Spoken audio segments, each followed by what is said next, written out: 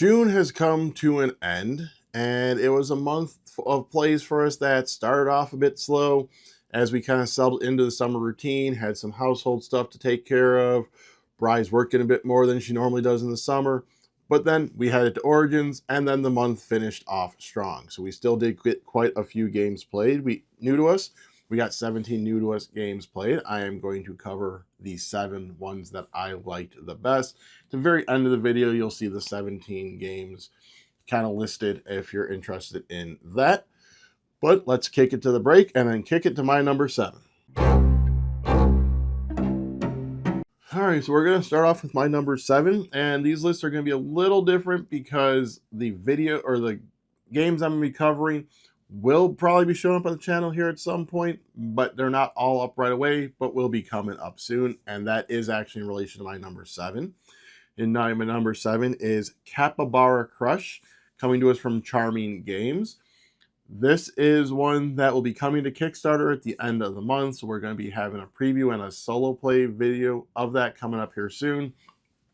But in this one, you are going to be building out a tableau in front of you of 8 capybaras and 8 cards on top of them that feature different characters that you are going to be trying to line up in rows. The turn structure is very simple. You are going to be drawing a card either from the top of the deck or a river of cards. You are then going to play a card out in front of you. You're either going to flip one over and make it a capybara, or you're going to take the card and place on one of the capybara's heads. There are 3 special powers on cards in the middle that are going to cost little stars that you have. You start the game with 3 of them, so they have a certain cost, so you can always spend the cost and do what's on those. When you put a card down as a capybara, you recover 1 of your stars. You are going to go until someone starts their turn with 8 capybaras and 8 cards on top of their heads. Typically, it will be equal number of turns. There are certain powers that do allow people to place out cards quicker than others. But then once that end game has been triggered, you're going to score points, and you're going to be scoring points for basically your longest chains of each creature. I believe that if I remember right, there's 5 of them. Each background, there's 3 of them. You're going to have a favorite animal you're going to start off with, and then you'll get points for your stars. This is a game that plays quick, that's engaging, that's good for younger people. I know the youth isn't overly young, but they do have a tendency to play those like younger family type games. Those are the ones they prefer, and they really preferred and enjoyed playing Capybara Crush. The artwork on it's really beautiful. Like I said, the gameplay is simple, but still strategic as you're trying to figure out, when do you want to use those powers, and making sure you're using them before you're flipping over Capybara so you can get those stars back because they're end game points, but also you may need to trigger stuff in the future as well. And then, as I said, the strategy of and really having to pay attention to, where are your lines going? Making sure that you can optimize your placements there, not just the backgrounds, but the creatures on top.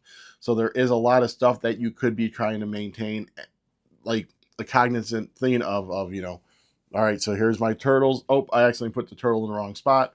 That happened one of the games that Brian and I were playing, is she thought she had a row of 8, realized that the one was a little too far down, and it broke her chain on her.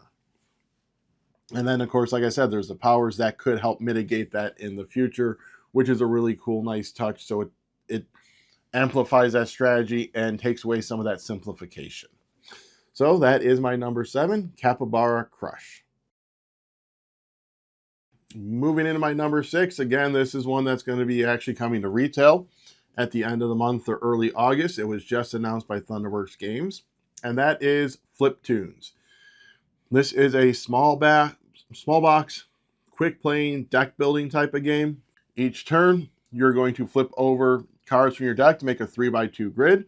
That's going to give you a certain amount of fame, and then you're going to use that fame to buy more cards from the center market, hopefully kicking up your fame, because the game end is going to be triggered once someone hits 30 fame. And then the really cool thing with this one is that once that 30 fame hits, you then go into a final flip, so other people do still have a chance of outfaming you, but you're going to hopefully reach that 30 or more by having made sure that your deck is trimmed.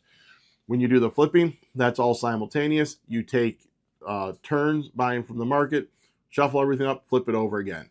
So there is not a ton of downtime. The only real downtime is when people are buying from the market, which isn't much, and then it's just a lot of flipping.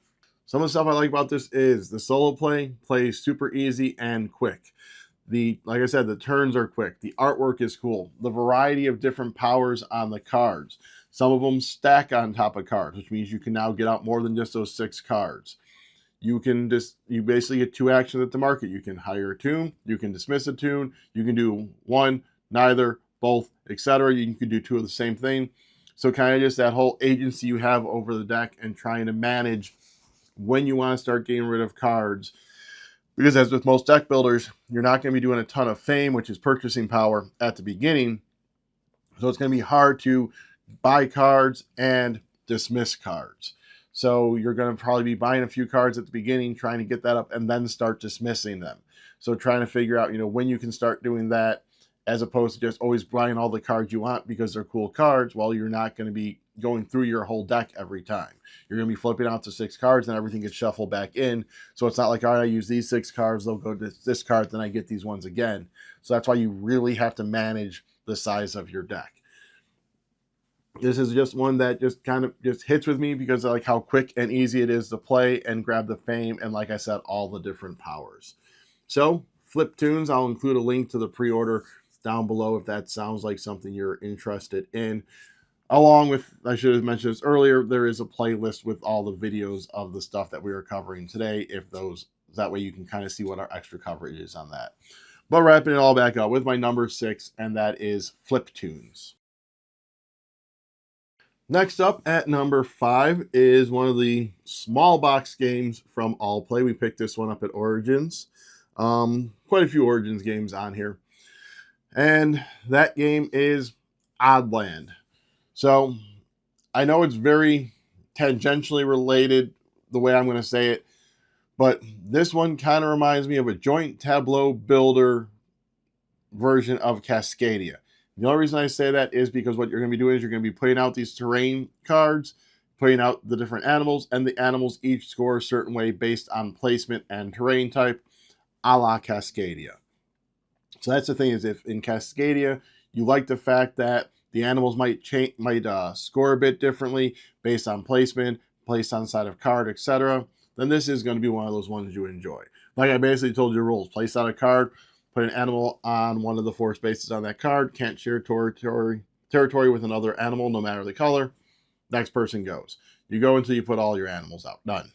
So I think what I like about this one, although I will say this one can get slowed down with people who do have analysis paralysis, but hopefully it kind of cuts down because you only have 2 cards you're deciding between, so you're not going to have like a ton of options to really kind of see, but just if someone's trying to maximize the right movement and where they could place a card to do a certain action or do a certain thing and where they want to put their animal for the scoring, that can bog down some people.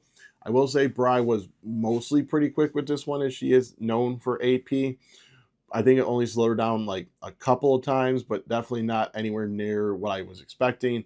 But I could still see it being an issue with it. But I do like that whole, placing the cards out in different ways.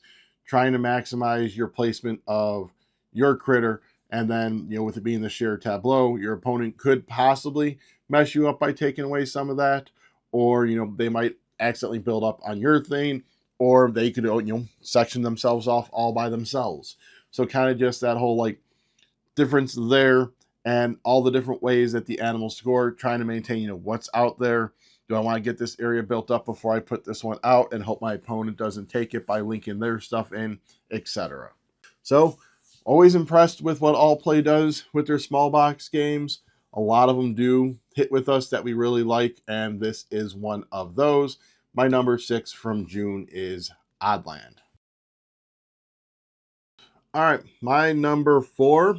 Again, got Origins, and this one was I'm not going to say a surprise at how good it was, because we got it thinking it's going to be a decent game, just a fun little card game that we can play. We got it from Hatchet Games here, and that is Slide.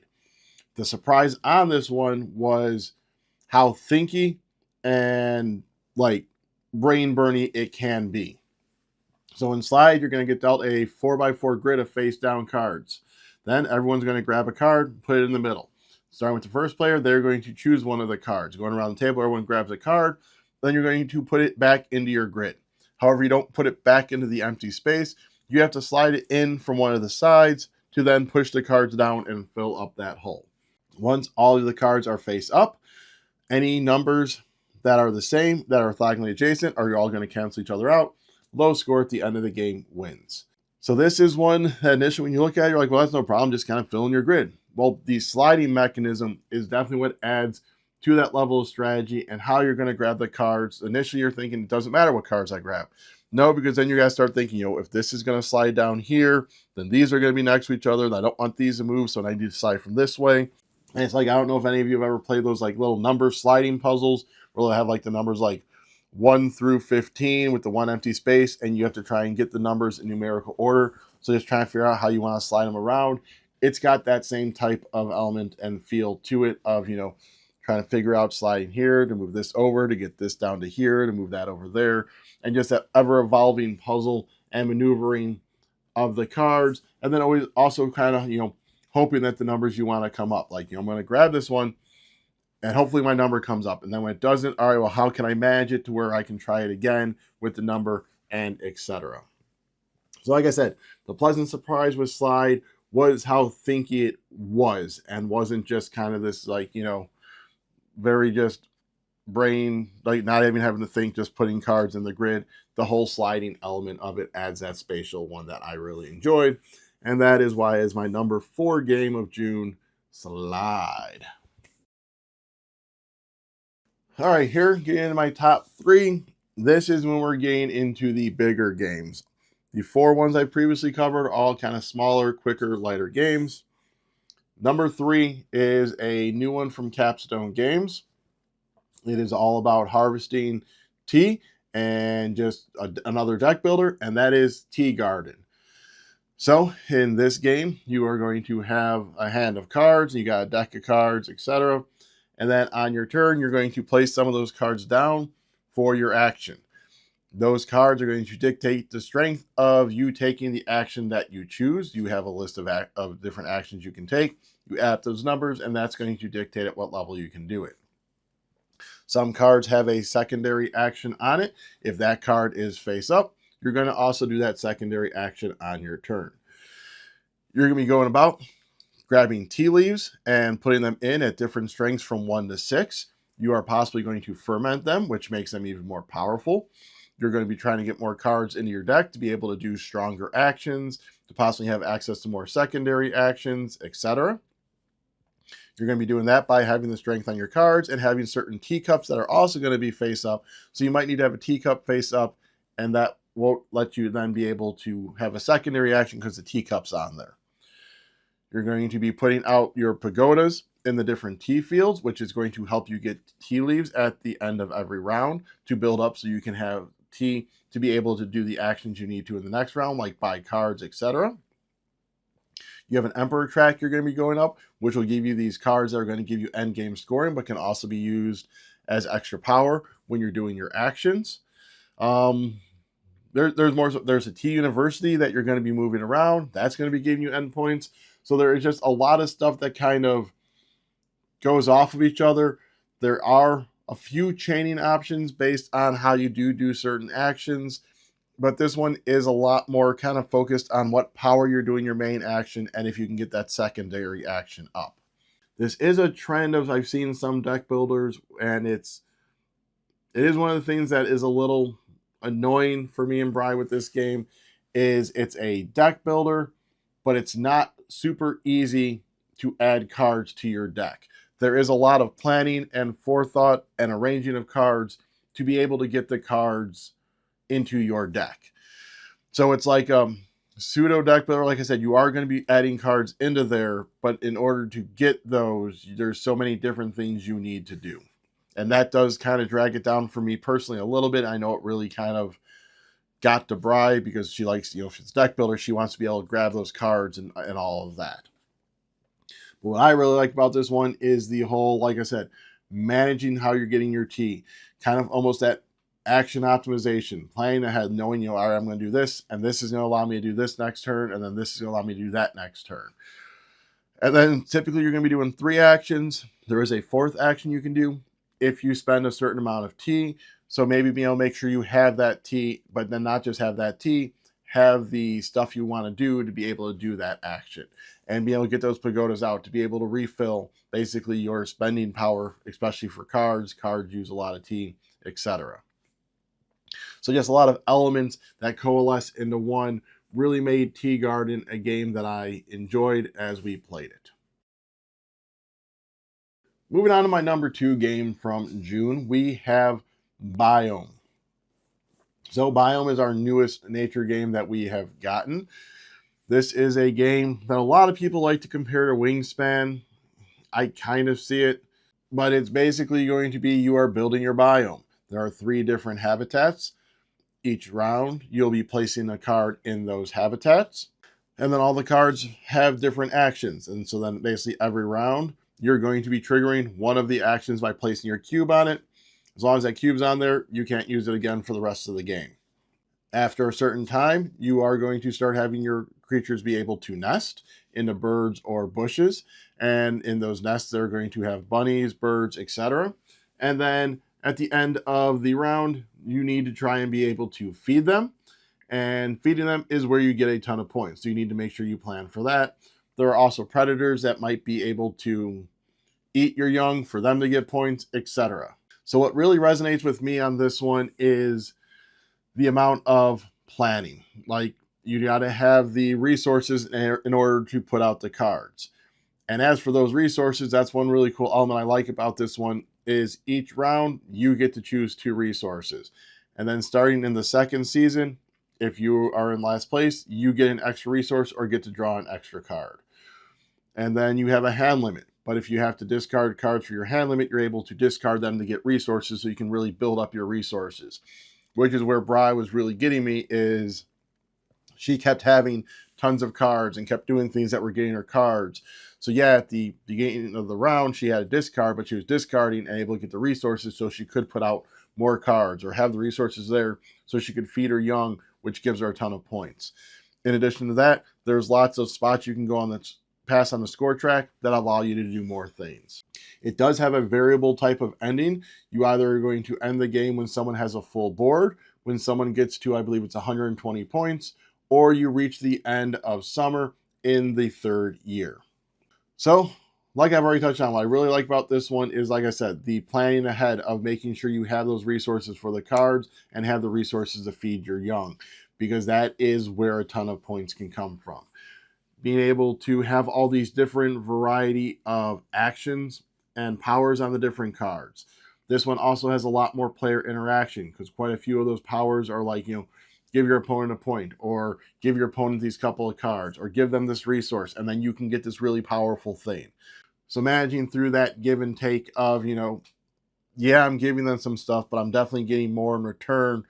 But also when you're giving them stuff, making sure maybe not to give them the best things, or maybe, all right, I don't need these cards in my hand anymore. I'll just offshoot them to you. Go ahead.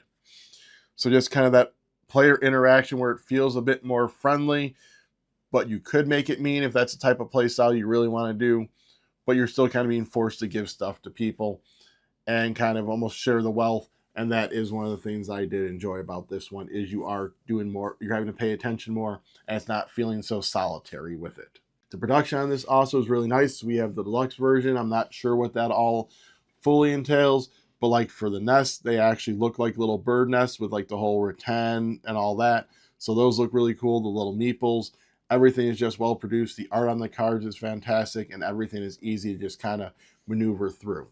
So that is why my number 2 is Biome. Wrapping up with my number 1 favorite game, or my favorite new to us game that we played in June, and that is Emberleaf from City of Games. So this is one that I was highly anticipating for us to get in from the time that it was announced. It was introducing this thing called card dancing, where basically you're going to be playing cards to your tableau, and then on your turn, you can slide them. So you basically slide over, and possibly triggering actions as they slide or as they fall off the board. So to me, what it kind of felt like is you have a pseudo deck building. Again, though, kind of like Tea Garden, throughout the game, you're only going to be able to add 4 cards to your deck, but your deck is your hand of cards. So you're always going to have access to everything. But so you're playing cards down, And then at some point you can choose to slide them. So you actually almost can have an engine building element because it's going to slide, this card and then this card. So if you can try and make sure you line up your cards right, this card will give you something that you can use for this card, which you might be able to do something with this card and this card. So it's a game where you can have quick turns where you just play a card and gather some resources and you're done. But then you could eventually get it to, where that slide mechanic is just this huge epic turn of sliding and triggering bonuses and moving your creature around and being able to do these certain things and then being able to grab there and then try to make sure you end up in the right spot. So when you do build something, you can get a trophy because the trophies are lots of points and other cool stuff. And it's just, there's a lot going on, but it all flows well and makes sense. So it's easy to grasp and know exactly what you're wanting to do. I would say that the biggest thing that might become a hassle, or not really a hassle, but might be hard to keep track of, is as you're sliding and doing all these things, making sure you're triggering everything you need to do, especially if stuff interrupts it. But even that, I didn't have too much of a problem with, and I was able, it's like I said, just this really cool puzzle to lay out the cards, figure out when you want to slide them, because you're wanting to play these cards for their cool abilities, but you will have to slide at some point because if your area gets full, you need to slide them. And then when you slide them, you want to make sure you have the stuff to be able to do what's activating when they slide. Otherwise, you're wasting your actions and not doing too well with those. There was a couple times where I slid and had the opportunity to build, but I didn't have the stuff I needed to build, or I was in an area that was full and I wasn't able to move in time. So that kind of is where that whole planning ahead and engine building, making sure you're moving first, etc. The production on this one also is fantastic. This is another one that we opted for the deluxe version, so we have like neoprene playmats for our player boards, although the regular player boards seem like they'd be just fine. It was just with the sliding, I wanted to have the neoprene. There's tons of little expansions they have. Each person's starting hand deck thing, what you want to call, is asymmetric. The box itself, or we end up getting a couple more packs that had new starting hands. There's the War Banners one, where instead of having the normal dangerous locations, you have these big, cool wooden tokens that function a little differently. There's actions that get triggered as you move along the scoring track. That's another thing I even get into that I really like, and that's the whole fact that they trigger for everyone. So even if someone gets there first, you're still getting that benefit. They're just getting the action first, and then you get to get it. But they have an expansion where you're going to have new tokens that you can put on there, so it's not going to feel so samey. They have an expansion with extra trophies, so you're not just always playing with the same 8. You can mix those up as well. So a lot of replayability. And as I said, with you only adding 4 heroes, there's a big hero deck, so you can make it where you're not even seeing the same heroes and not getting the same heroes. The asymmetric hands are going to play differently. So the amount of replayability and the depth of the game in of itself is really what sets it apart and makes it my favorite game that I played new to us in June. Alrighty, so as I said, if you're interested in seeing any of our coverage on that, it's in the playlist down below. This will be getting updated throughout the month, like I know for sure. Biome, there's no videos for that yet, but we will be doing our unboxing and how to play solo play for that. Oddland is getting a unboxing, how to play in solo play. Capybara Crush, we're doing that preview and a solo play of that. Fliptoons should be in there. If it's not already, it will be soon. And Ember Leaf's in there. So like I said, we have covered a lot of this on the channel, or will be throughout the month. So keep an eye on that playlist. If you want to be alerted when those videos do drop on our channel and you're down there checking out that playlist, you can go ahead and like this video. You can subscribe to the channel. You can hit the bell to be notified, and that will notify you as videos drop. And you can comment down below and let me know what was the favorite game you played in June. While you're down there doing all of that other stuff and you are wanting to buy board games, you can check out our link to Miniature Market down below. That is an affiliate link. So if you use that link and buy games at Miniature Market, we get a portion of those sales back to help fund this channel. Alrighty, so get out there and play new games.